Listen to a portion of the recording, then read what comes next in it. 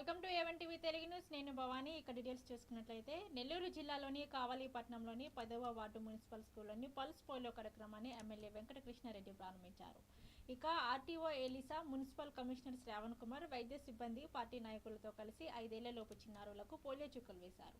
ప్రతి చిన్నారికి తప్పనిసరిగా పోలియో చుక్కలు వేయించాలని తల్లిదండ్రులకు విజ్ఞప్తి చేసిన ఎమ్మెల్యే మొక్కలు నాటి పర్యావరణ పరిరక్షణకు శ్రీకారం చుట్టారు.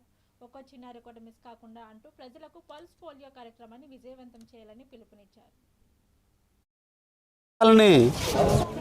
ఇబ్బందుల పాలు కాకుండా ఉండాలనే ఉద్దేశంతో కేంద్ర రాష్ట్ర ప్రభుత్వాలు, వరల్డ్ హెల్త్ ఆర్గనైజేషను సూచనలతో ప్రతి సంవత్సరం కూడా పుట్టిన బిడ్డ మొదలుకొని 5 సంవత్సరాల వయసు వచ్చేటువంటి పిల్లలందరికీ కూడా పల్స్ పోలియో కార్యక్రమాన్ని నిర్వహించడం, వారందరికీ కూడా డ్రాప్స్ రూపంలో నోట్లో 2 డ్రాపులు చొప్పున వారి నోట్లో వేయటం.